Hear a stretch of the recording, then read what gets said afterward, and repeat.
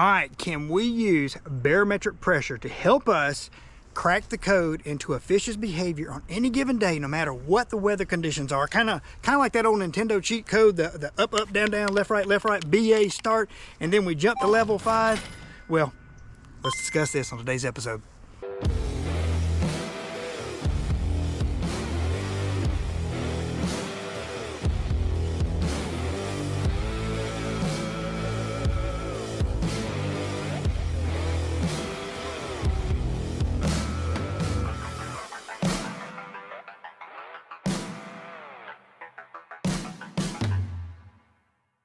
What's up, fishing family? Hope you guys doing well. Hey, and if you're new to the channel, my name is Trey B. Thank you for stopping by. I greatly appreciate it. Barometric pressure. We got a lot to cover on this one today. And this is one of those topics where if you went out and surveyed 100 different anglers, asked them their opinion on it, what they thought, was there any benefit to it, have they tried it out, you're probably going to find pretty much two predominant camps. Camp A over here is going to say they've tried it. It seems like it's conflicting information. It's too complicated. They don't put any stock into it. Compare that to Camp B over here. Camp B is going to go as far as having a barometer tattooed on their arm, and they're going to say that if you don't use barometric pressure, you're missing out on catching a bunch of fish. Now, in my opinion, this is my opinion. I'm going to say the truth's probably going to lie somewhere about in the center there, but I do lean towards barometric pressure as being a very beneficial tool if you know how to use it properly. That's the big thing. There's a lot to this, and I think that's where some of the confusion comes from people that might be over here in Camp A, is not knowing how to use it properly and using it in conjunction with other environmental factors that's going to give us a bigger picture. All right, a lot of you may have some of the same questions out there, and it's like, can we really utilize barometric pressure to kind of crack the code into a fish's behavior? And the answer is yes, definitely can. And I'm going to give you the short answer first, kind of break this down in kind of layers, because we're going to have to get our foundation set first. And as we go further into the video, I'll explain more to this, because there's additional environmental factors we can use in conjunction with barometric pressure to even give us a greater insight into those fish.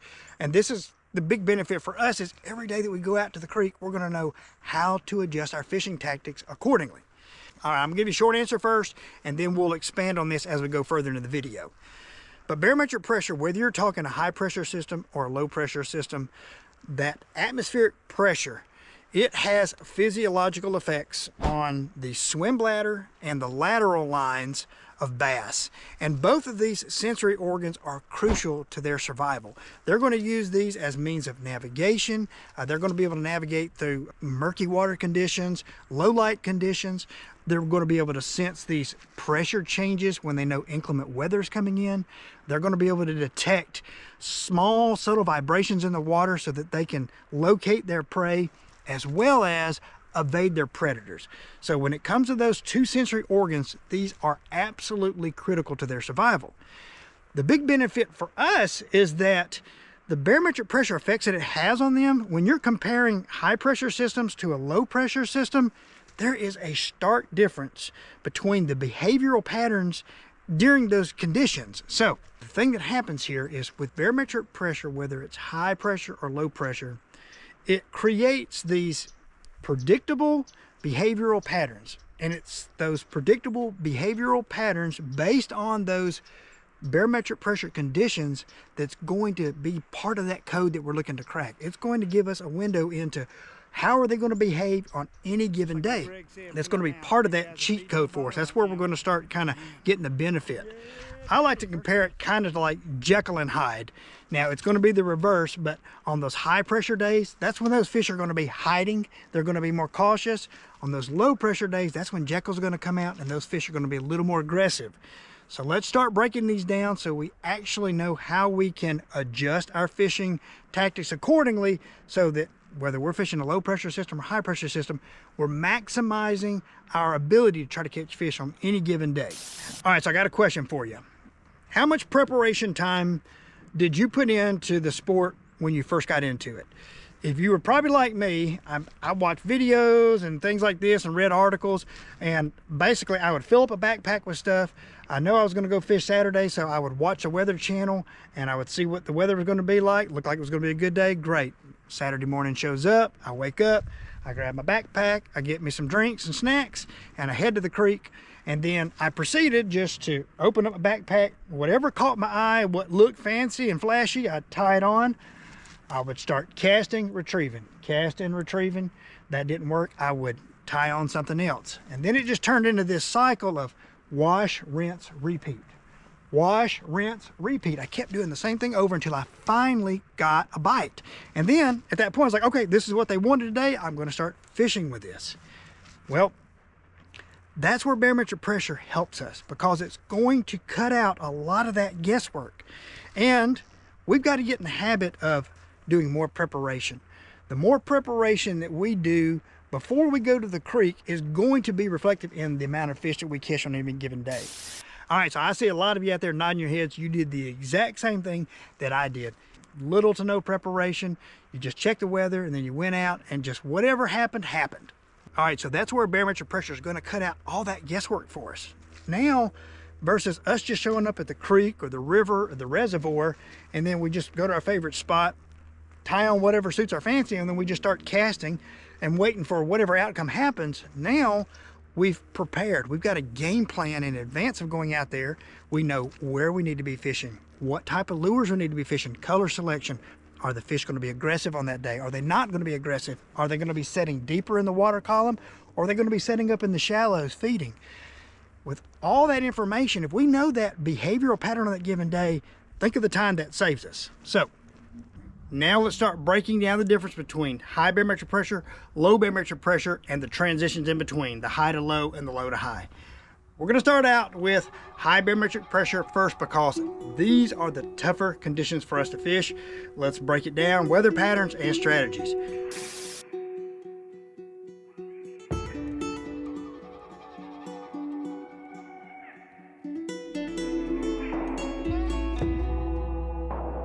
So when it comes to high barometric pressure, most of you probably already know that we're talking about those nicer conditions. We're talking about bluebird skies, limited cloud coverage, little to no wind, low humidity, nice days to fish, but those really make for tough conditions for us to fish.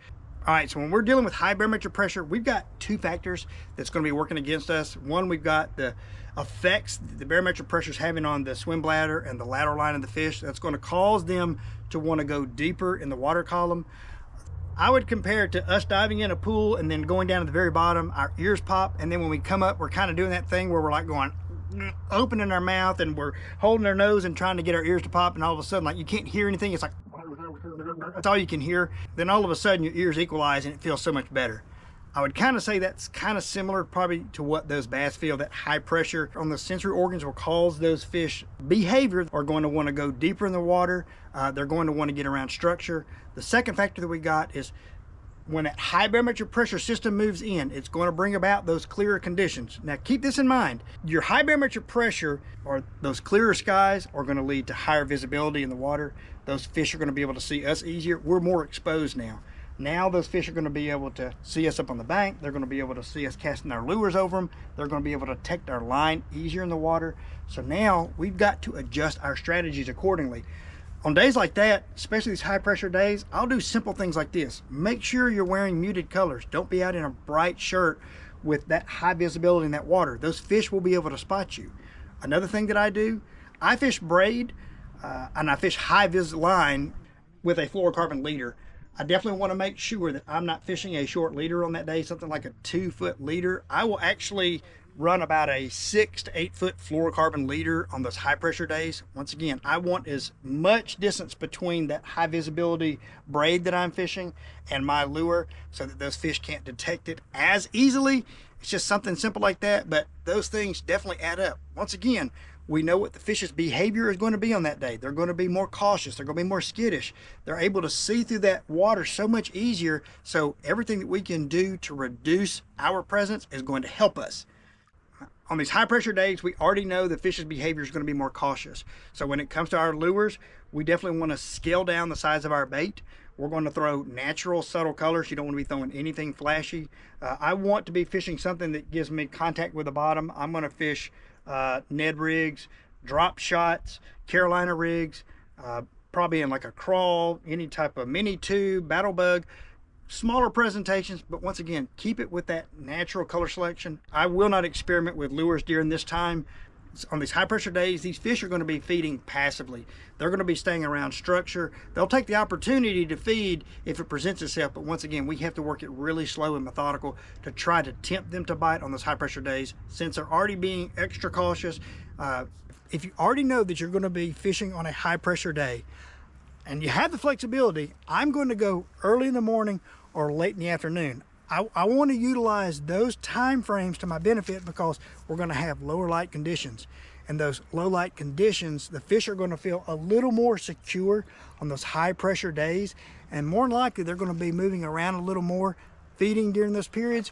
Whereas if I wait midday when the sun is directly overhead, now I've got really bright conditions. Those fish are going to become more cautious. Once again, use those time frames to your benefit. I think you'll see a big difference on that. And last but not least, this will be more for our mental sanity. Know going into those high pressure days, we're dealing with difficult conditions. We already know what the fish's behavior is going to be, so we just have to work that methodically. Work around that structure, work it slow, use those neutral colors, do everything we possibly can to put the odds in our favor. If we're not getting bites in those sections and you're doing all of those things, be mobile. Know that you might have to move somewhere else in the creek. If you're out in a kayak, we'll go and float down another section. If you're a boat, motor on to another cove and see what you can do. But when we go into it with that mindset and I don't catch a ton of fish, at least I feel like I did accomplish something. I know that I was fishing on one of those days where the bites were going to be extra tough and I accomplished something. So that's a win-win for me. All right, so now let's look at the conditions and strategies for low barometric pressure. This is going to be the alter ego for the high pressure.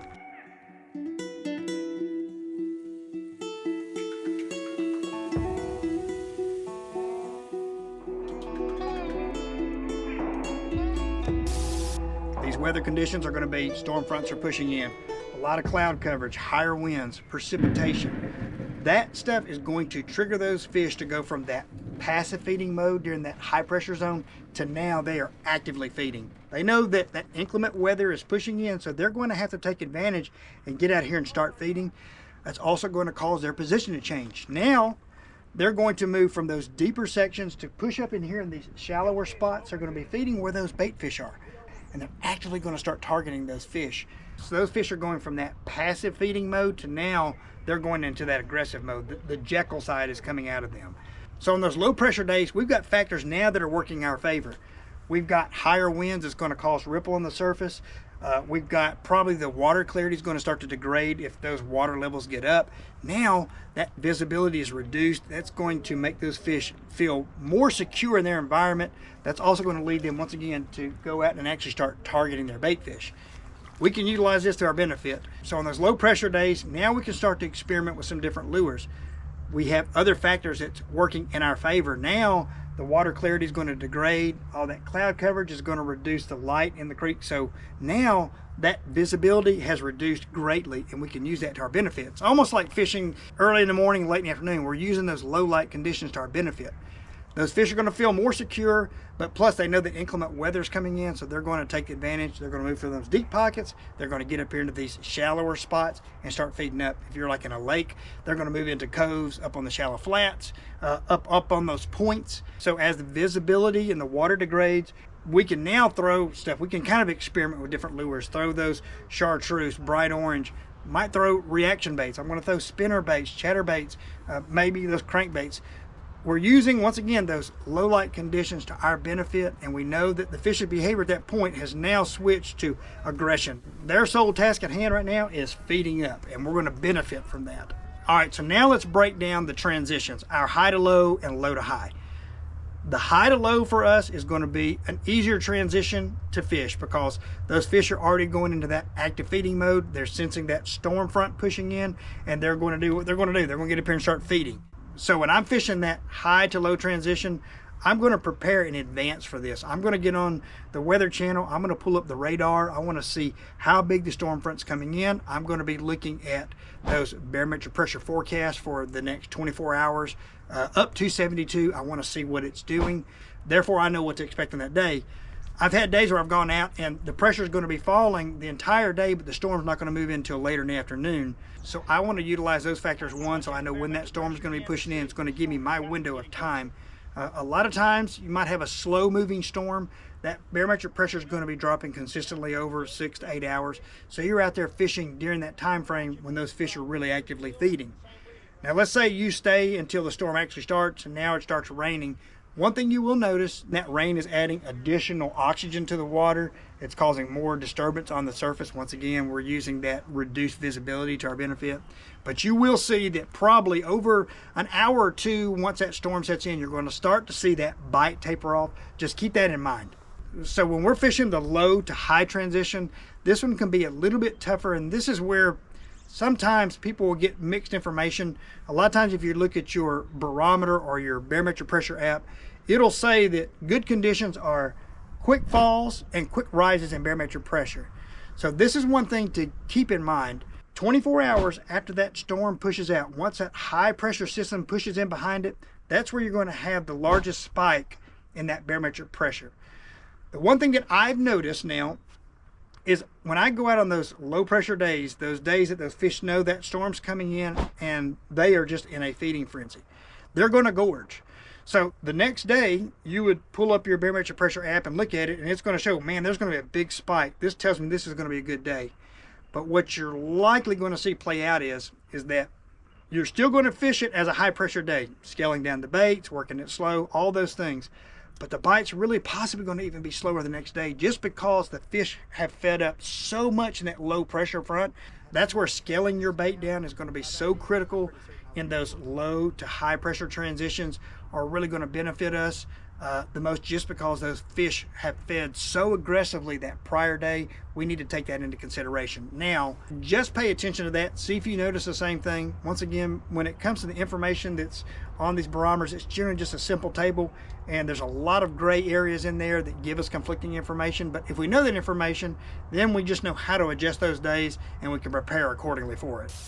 All right, so just remember, we can utilize other environmental factors in conjunction with barometric pressure to help us get a greater picture here. Once again, we're looking for those predictable behavioral patterns, that information that's going to help us know where we're going to be fishing, how we're going to be fishing, what lure is going to be throwing, what color selection am I going for, are those fish going to be aggressive, are those fish going to be passive.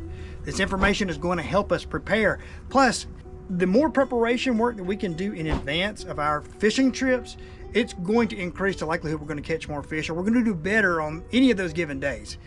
So once again, I'm going to use barometric pressure in conjunction with other environmental factors. I want to look at water temperature. I'm fishing still right now in winter, so now if you got really cold water temperatures on top of a high barometric pressure day, you're talking double whammy. But what do we need to do? We just need to follow the steps. We need to go fish those deep pockets, work baits that's going to be contacting on the bottom, work them slow, work around that structure. If we follow those steps, we can get those fish to bite. Other things I'm going to look at, I'm going to look at moon phase, I'm going to look at water flow, I'm going to follow barometric pressure forecast. I want to look at these 1, 3, 7 days out just to see what's coming up. I will compare those barometric forecast to the radar. I'll pull that up, look at it and see like, hey, do I have a storm front pushing in? What's going on? All these things are just puzzle pieces that I'm putting together that's giving me more insight and helping me prepare. It's kind of like, I would always say, like deer season. You know, opening day, you don't go out with your deer stand, throw it up in a tree, climb up in there and get ready to get a deer. Generally, the preparation for deer season starts multiple months in advance. Those guys are getting out there, they're scouting, they're putting out trail cameras, doing all these things in advance so that months later, when deer season opens up, now they're prepared. They've got more information to know where they need to be setting, where those deer are moving around. We need to adopt that same mindset. The more preparation that we do on the front end, the more information we know about the fish's behavior, it's going to let us adjust our fishing tactics, and that's going to lead to more success out in the creek. All right, fishing family, till next time, grab your poles, call your buddies, and get out there and make some memories. Give me some elbow. Boom! All right, I love you guys. Thank you so much for tuning in. I hope this information has helped you. If you've got questions, leave them down in the comments. If you want more content like this, drop me a note. There's a ton of information on this. I'll be glad to drill into it. I mean, you can go into a rabbit hole. I mean, you just want to go in major minor feed tables alone. Oh my goodness, tons of information. But use the information, guys. I hope it helps you catch more fish, and we'll see you on the next video. I'm happy with the simple life.